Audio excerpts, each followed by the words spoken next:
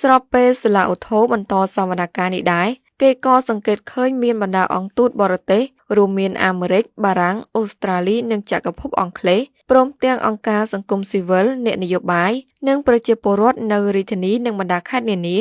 បានចូលរួមតាមដានសង្កេតការណ៍ផងដែរដោយឡែកប្រធានគណៈបកប្រជាធិបតេយ្យជឿនលឿនលោកយ៉ែមពញ្ញរិទ្ធដែលបង្ហាញវត្តមាននៅមុខសាលាជំនះក្តីបានលើកឡើងថាបើទោះបីជាមានក្តីរំពឹងតិចតួចតែលោកបន្តតស៊ូទាមទារឲ្យតុលាការផ្ដល់យុត្តិធម៌និងទម្លាក់ចោលបទចោទទៅលើលោកកឹមសុខាដែលមិនបានប្រព្រឹត្តដោយការចោទប្រកាន់លោកបន្តថាដល់ពេលហើយដែលខ្មែរត្រូវរួបរวมសាមគ្គីគ្នាផ្សះផ្សាជាតិដើម្បីដោះស្រាយនៅវិបត្តិសង្គមជួយលើកកម្ពស់ជីវភាពរបស់ពលរដ្ឋនិងការអភិវឌ្ឍជាតិទោះបីក្តីរំពឹងសង្ឃឹមទុកតិចតួចតែយើងនៅតែ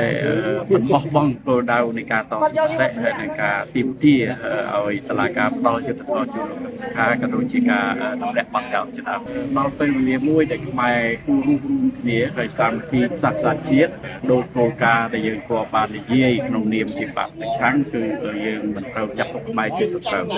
ខ្មែរតែមួយសន្តិវិធីអហិង្សាដើម្បីយកពេលវេលាផ្សះផ្សាជាតិហើយនឹងដោះស្រាយបញ្ហាវិបត្តិសង្គមសេដ្ឋកិច្ចដើម្បីជួយដល់ជីវភាពប្រជាពលរដ្ឋយើងในការអភិវឌ្ឍប្រទេសជាតិយើង